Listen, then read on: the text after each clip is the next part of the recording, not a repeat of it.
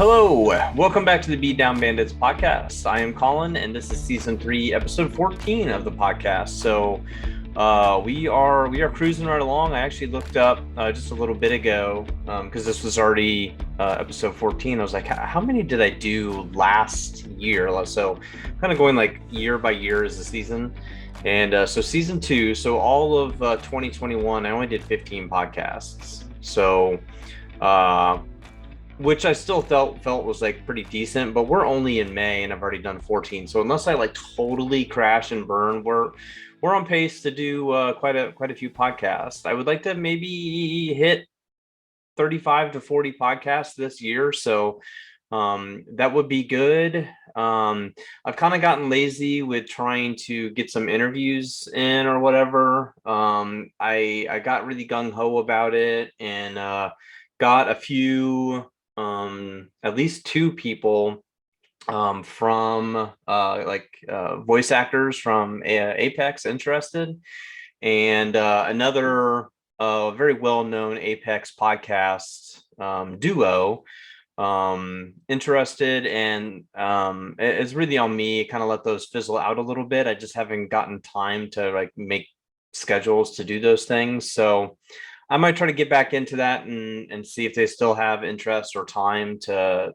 come on and discuss Apex and whatever else we we want to talk about. So anyway, we are I'm recording this on Friday the 6th, May 6th, whatever that Friday is. I think it's the 6th. So I'm recording this on Friday. So this is coming out on Saturday the 7th. I want to make sure I have my dates right. Yeah, Friday the 6th for the Saturday the 7th episode. So we are only a couple days away from season 13 of Apex, which is super exciting. And something I've been thinking about doing over the last few weeks, and it's kind of a weird time to do it because some things are probably going to, actually I know some things are going to change with the guns in Apex, but I kind of want to discuss those. And a lot of people are doing like the tier maker things. I've done some on podcasts and regular videos or whatever on my channel, and those are perfectly fine, but they're kind of very debatable or whatever. So I want to instead do like an overrated, underrated, or properly rated with the guns. And there's a lot of them. I guess like at my first thought, I'm like, yeah, there's what, like 18, 19 guns. There's 28 guns in Apex. So I can see people saying like the loot pool is a little weird right now because that's a lot of guns in Apex. And there are some that are overrated, there are some that are properly rated, and there are some that are underrated. So I want to give my opinions and my thoughts on them. Obviously, this is up for debate. This is not, obviously any type of end all be all with the guns, but let's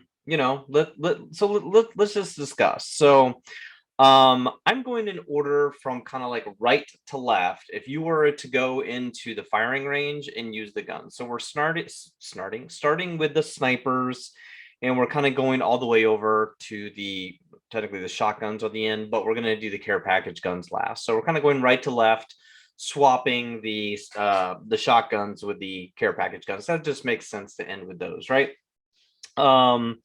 And then obviously there's some of these guns that are going to change. I didn't really keep take into effect that like for right now the Flatline is in season 12, and a Flatline and the longbow are in the crafter. I didn't put that into like any type of thought. It's more or less just, is the gun itself being overrated, underrated, or properly rated? And obviously right now the rumor is R301 and the Rampage are going in the crafter, and I have no problem with that. Like 301 in my opinion is probably one of the best guns in the game, probably my favorite gun to use a lot. It's just a really easy to use gun. It smacks. It's usually pretty easy to find plenty of ammo for it. So definitely one of my favorite guns, but that going in the crafter doesn't really affect me because you can easily craft them, right? And and you can now just swap to using the flatline more, or whatever. So but anyway, I'm not really putting that into effect of is the gun underrated or overrated or whatever, just because it's in the crafter, because that's going to change from season to season apparently going forward. So so let's start with the snipers. So first up is the Sentinel. So I have the Sentinel as both maybe a little underrated, but also properly rated. I think I have like two of those. I only have two of them that I have with like I'm torn between the two. The Sentinel is definitely not overrated. It's not yeah, it's not like known as like being, oh my god, this gun is so good, but really it's trash. I think it's properly rated. It's if you know how to use it and you hit those shots. I'm not very good with it, but then you watch somebody like Daltouche use it, and it's like, holy crap. Like, I mean, he just straight up pretty much just uses it as a shotgun. And I've watched like Cameo has a video, and if I think about it, I'll put it in the link, but he uses the Sentinel as a shotgun only, like trying to get a win, and it's bonkers. And I try it, and of course I miss just every single shot, right? So that's just me. So it's underrated in that aspect, and plus with the charge that can use it, and the fact that it's no longer a battery. The battery was just way too much, and that's such a valuable resource, right? So using the cells is not as big of a deal, because at any given time I can look in my backpack and see that I have like 20 cells. I'm like, oh crap. So those are easy to come by. So the fact that you can charge the Sentinel now pretty easily helps. And it does hit. Said if you use it, it does hit. So it's a little underrated, but I said it's properly rated in general. Underrated because a lot of people don't ever charge it, and can't hit those shots from like a close range. So number two is the charge rifle. So charge rifle, I definitely feel is underrated. I think a lot of people just despise that gun because it's obnoxious, because people just hit those shots because they don't have to. All they have to do is literally aim. They don't have to do any type of predictive. They just have to click on the target, right? So the charge rifle is super simple to use, which makes it an underrated gun. Anybody can pick it up and do it. It's also underrated for any type of ranked game or whatever. Like, I mean, a great example is like I was just playing a ranked game the other day where there's like 7 squads left, and like 2 of our teammates, myself included, and one other dude, still had white armors. Like we landed on crap loot. RNG was not on our side. Landed with crap loot, and we just didn't really get into that like fight where we could upgrade. So having like a charge rifle is a really easy way to get whites to blues, blues to purples, right? And so in that case, it's definitely underrated. You can obviously damage farm with it too. So I'm not good by any means. Like but like trying to get like a 2K damage badge or a 4K badge, like I would always recommend like just get a charge rifle and keep your distance from people so you don't get killed, and just pick at fights. Like that's a really easy way to do it. And then the longbow I think is properly rated. It's had its ups and downs, so there's probably different seasons where I'm like overrated or underrated.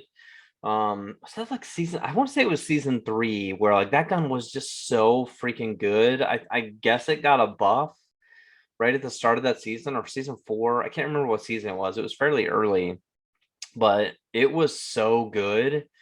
Now, unfortunately, like I just don't feel like I can hit sniper shots unless it's a charge rifle. And actually, I'm kind of hitting some Kraber shots here recently, but longbow and Sentinel, like I just struggle with. But there are definitely people who are like longbow masters. So and it does hit really hard. And the drop off's not as much as what I thought it was. So because I was using all of these guns in the firing range prior to this. I don't know, about a week ago, like I spent time just going through every gun like extensively. And I always felt like the longbow had a lot of drop off, but really not so much. So yeah, I think properly rated for the longbow. Light guns, the RE45 without hammer points is properly rated. It's just an okay gun. It's great, super great off a drop. And it's definitely underrated as far as like just how fast it can shoot, especially at like a close range. And it's so much easier to feel like I feel like I hit every shot with an RE45. Um, so it's a little underrated that way, but then it's majorly underrated with the hammer points. If you're sleeping on an RE45 with hammer points, you're doing an injustice to yourself and the gun in general. I highly recommend it, especially if you see that gold RE45. Like it's like a guaranteed win, right? It's so good. That in my opinion is a highly underrated gun. Might be the most underrated gun of season 12. The P2020. This is my other gun that is two things. It is properly rated as probably the worst gun in the game. Like off drop, like I feel like I land on double P2020 so many times. It's very frustrating. But it's a little underrated with the hammer points. Somebody who's a pretty big name almost like swears by the P20 as like a secondary. I can't remember who it is, but they said, yeah, probably 50% of games they run a P20 if they find hammer points. If they find hammer points early, they grab it, but if not, then that's their game where they don't run it. But P20 with hammer points is a very underrated secondary gun. I would just say that because you can swap to it, you can move crazy fast with it. I've gotten into maybe like a bad habit of running like 301 Hemlock or something like that, where it's less mobile. And I'm trying to get away from that and using more like assault rifle, shotgun, or assault rifle, pistol, RE45. Like I always grab RE45s now, so or an SMG or something like that. That's maybe a little bit more mobile, better for close range and stuff like that. So trying to get out of that double assault rifle habit, but P20 is perfect for that. RE30 RE the R301. This is gun 6. Sorry, gun 6 is the R301. Is properly rated. It's a really good gun. For almost any range. It does have like the single fire option as well. Especially if you put a 2-time or a 3-time on that thing, switches to single fire from a mid to not really a great long distance, but at a slightly farther distance. 301 is really good with that. And then obviously just as like an assault rifle with controllable recoil, 301 is great. So it's properly rated because everybody thinks the 301 is one of the top few guns in the game. So properly rated. Same with like the R99, properly rated. It's really good. The recoil is not crazy. It's crazy recoil, but it's an easier recoil to figure out and control because it's mostly just vertical. And then the alternator, very similar thing. It's just an easier to control and slower R99. So it's properly rated. It's probably one of those slept on guns, maybe a little bit. So in that sense, maybe it's a little slept on. Especially for like newer players who are like, oh yeah, I gotta grab a 99 Wingman or something like that, or whatever. Alternator is a great stepping stone for anybody, and it's perfect off drop, and especially when they had the shoot, what was the hop up with the alternator, the disruptor rounds. Like, oh man, although I didn't feel like it was great in the care package, the disruptor rounds back in whatever that was, season 6, 7, something like that. Oh man, that was that was a hell of a lot of fun.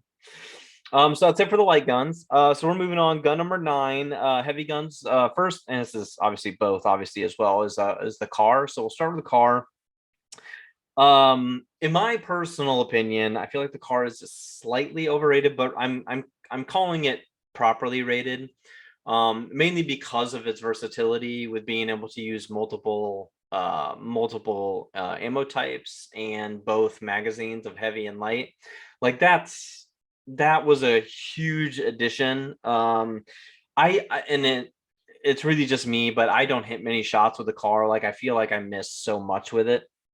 I would much rather have almost any of the other other guns than, but I understand how amazing it is. I've seen people obliterate with it. I've been obliterated with it, and it's great for me off drop because it's easy to grab magazines or attachments or whatever for pretty much any gun and then make the swap as I find something that I do want to run. So car is perfectly properly rated because 90% of people feel like it's a really good gun. So properly rated. The Rampage, this might be controversial, but I feel like the Rampage is maybe overrated. Most people don't charge it, and the charge doesn't last very long. And I frankly don't die to it very much. I feel like once it got its nerf, um, nobody really picks it up anymore. I don't feel like that much. And plus I don't see it very often. I don't run across them. I will go games and games and games where I don't see them on the ground. I don't hear anybody using them. And uh I don't know. I'm just not dying by it very much.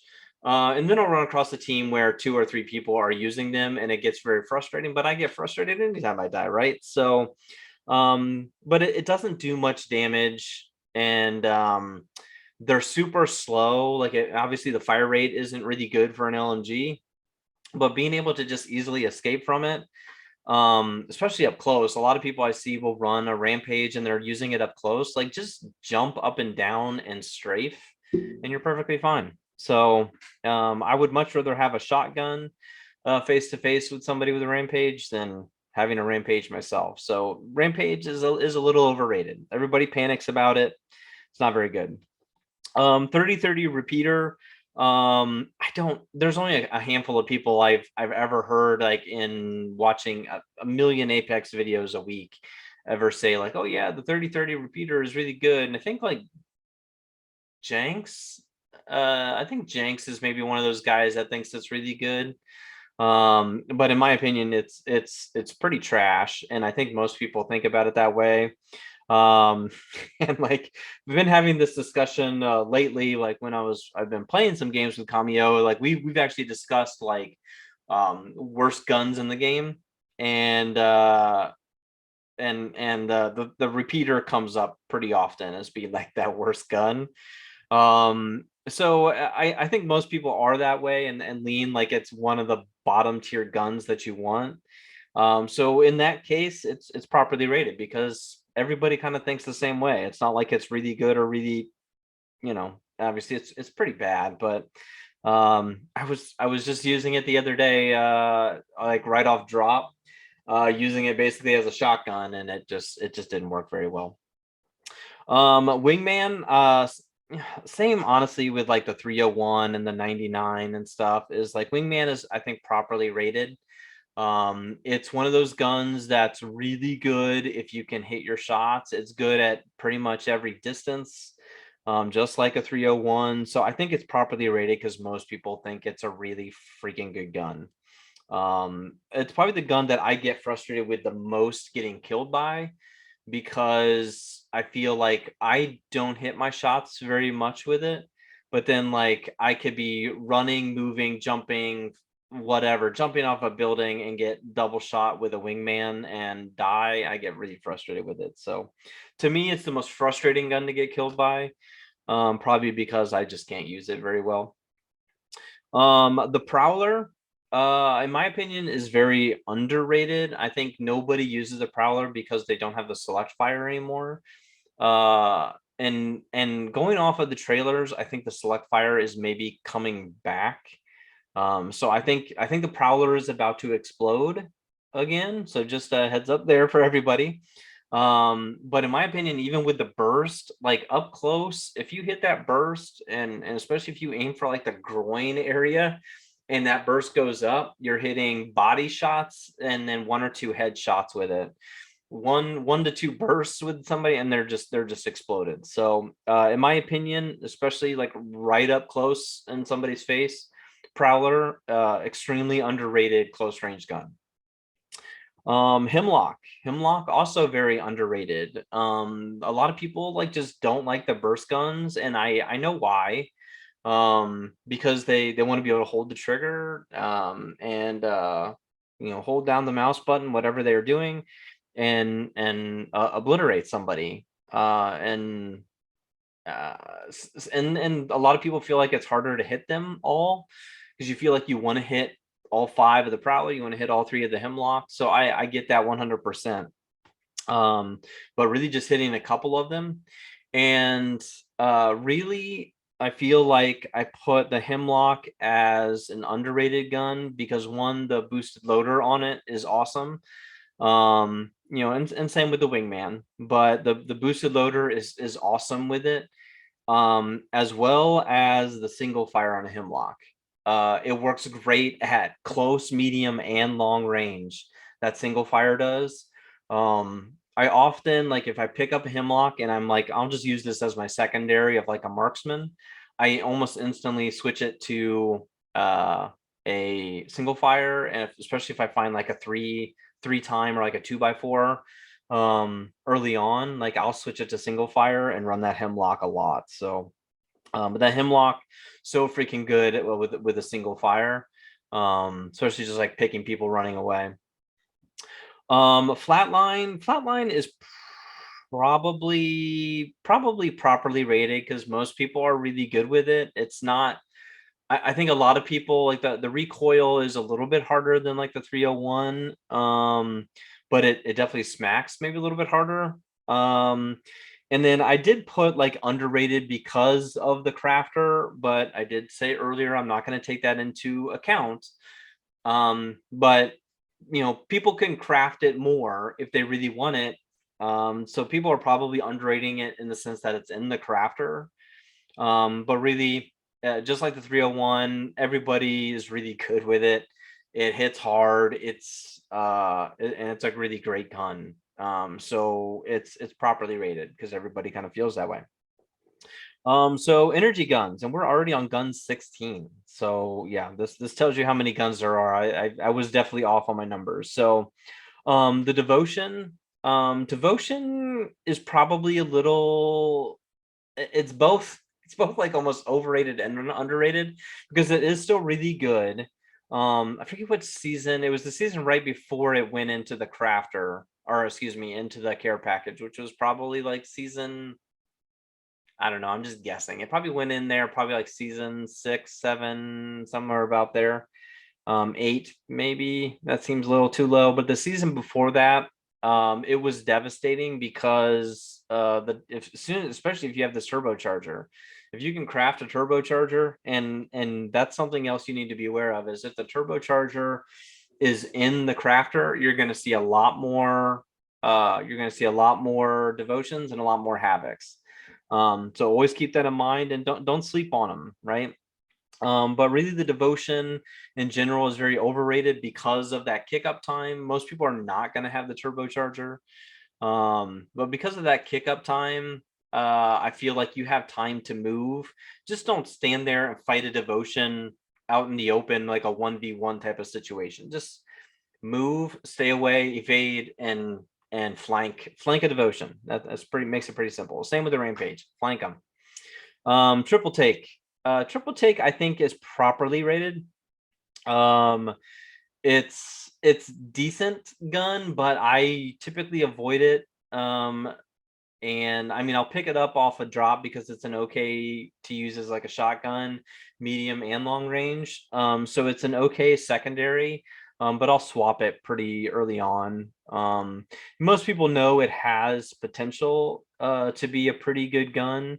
And some people are kind of like the anti-choke on it, but like if you choke and hit that shot at a distance, it's pretty good. It's been nerfed a little bit over the seasons, but it's still a decent gun. But it's just not picked up very much, and most people know it's not great, so it's properly rated. The Havoc was a hard one. But I gave it an underrated because nobody uses it and it's devastating. When you die to a Havoc, especially at a distance, it's very frustrating, because one, I'm not very good with it. And there was like a week where I'm like, okay, I'm going to try the Havoc a little bit more, and I was picking it up and using it and getting some decent kills, but I was using it more like super close range. I can't hit at a medium range with a Havoc to save my life. Like, I just can't do it. Anything that's not like shotgun range, I can't do it. But it to me, Havoc hip fired at a close range, like especially like off drop, like I will obliterate people with it. So to me, it's an underrated gun because people don't use it. So, and especially if you find that turbocharger or craft the turbocharger, it's really good. I can't hit my shots with it, but I know people who can. So the L Star, everybody craps on the L Star. It's not a very good gun this season. But similar to like the Havoc or whatever, I think if you use it at a closer range and hip fire it, it's pretty good. I treat it like the Havoc, where I'm not going to hit a ton of shots at a medium range, because like you can't tell like with the little bursts where exactly you're hitting. It's hard to really control, or not necessarily control, but really see what you're hitting. So it's not great in that sense. But up close and treating it like a hip fired LMG is pretty good. It's it's decent up close in my opinion. Plus it's harder to hit you. Like, if they're looking at you, they're gonna see the same freaking blinding lights that you are, so it's a very distracting gun. So it's underrated, I think, in that sense. Number 20 is the bow check. So its own little category here. The the bow check, I go back and forth on. But I've been hitting some shots, and I had probably my most awesome bow check knockdown the other day. The farthest distance I've ever gotten one with the bow. And I was super excited for myself. And then I started picking up the bow like a few games that day. But bow check is probably a little underrated. Obviously, if you have that and you're in a close range fight, it's a problem. But unless you get the shatter caps, the shatter caps are pretty decent on it. So shatter caps definitely improve it. The tempo is kind of, it is what it is, man. But the shatter caps definitely help with that up close fight if you have to use it, real quick hip fire shots. But it's underrated because it's not too hard to hit those shots, and nobody really knows where it's coming from. Like, it's definitely a harder gun to know you're getting shot at. It's half the time you're like, did I just hear an arrow go zooming by my head? So sometimes you don't know, and it's harder to kind of see where they are coming from. So it's underrated in that sense. Like, if you want to pick people at a distance, it's pretty dang good. All right, number 21, moving into the shotguns, is the Mozambique. Mozambique is, yes, it's not a great gun. It's decent off drop, but you're definitely going to want to swap it, in my opinion. But in my opinion, it is an underrated gun. Something I learned fairly recently, and I'm sure that a lot of people don't necessarily realize, so Mozambique is actually an automatic shotgun.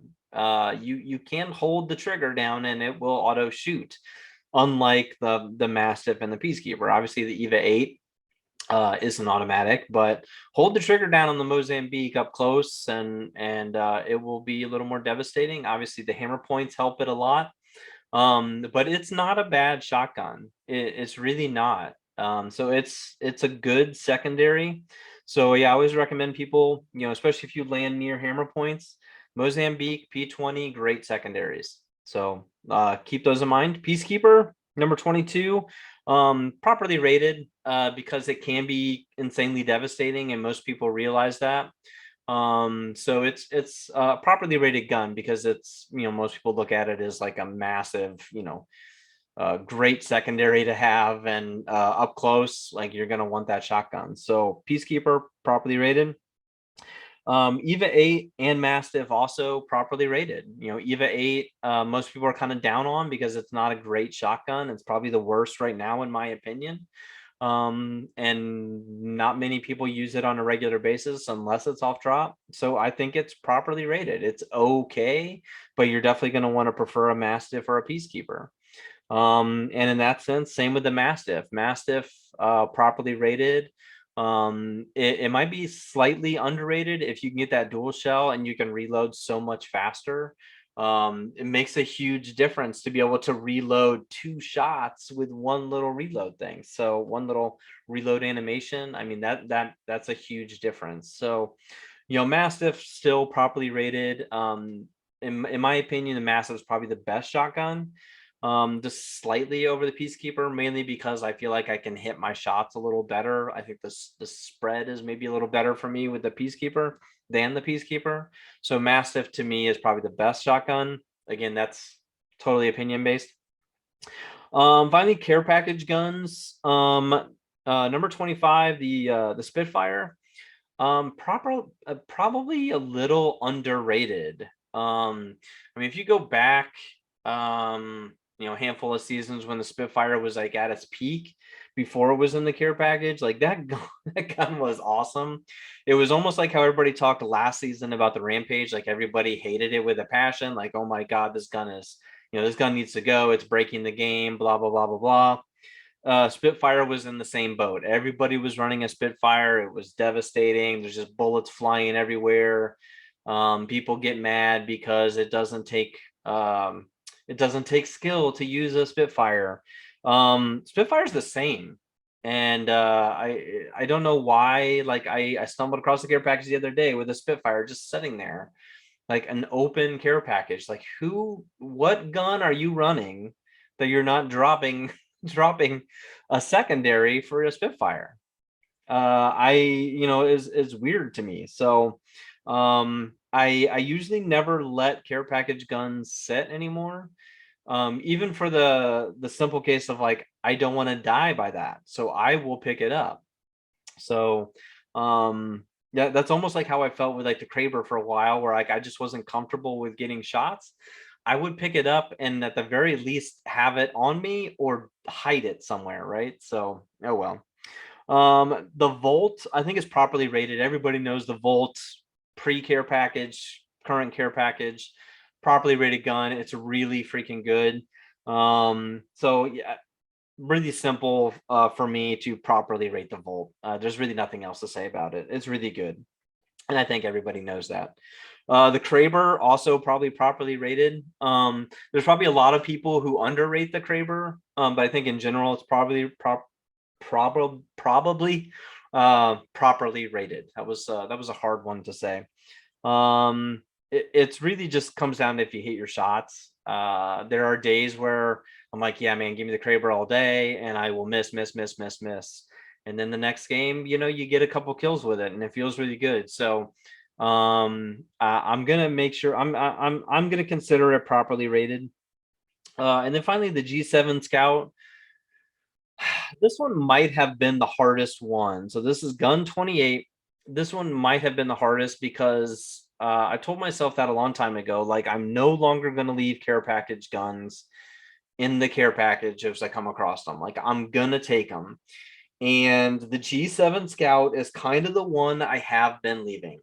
And I think the only reason why is it just doesn't feel as good, and it could be just the sight. I don't know. Like, I love the 2-time or a 3-time on the G7 Scout. The 2x4 just kind of sucks. I'm just not a huge fan of that one, but it just doesn't feel as good on the G7. But man, that 3-time on a G7 is so good.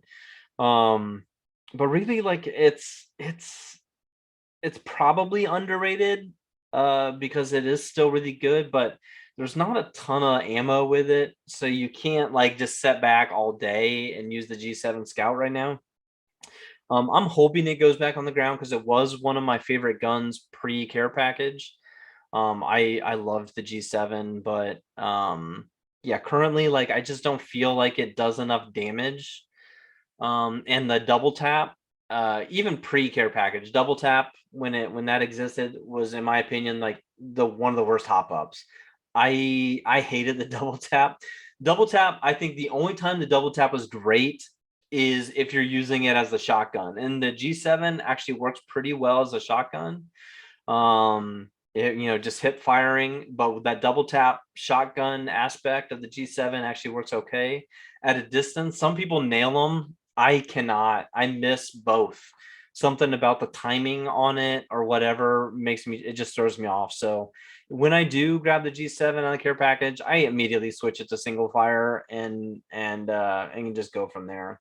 So that is it. That is all 28 of the guns.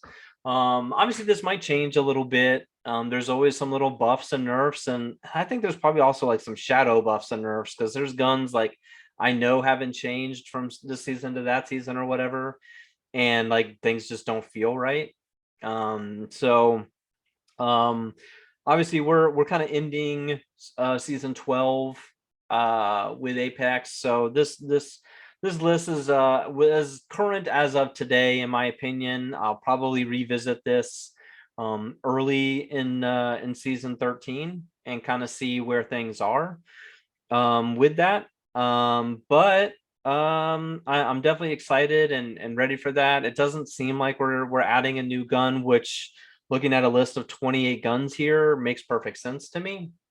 That we don't necessarily need it currently, unless we put different guns in a care package or add a 5th care package gun or something like that. I don't know.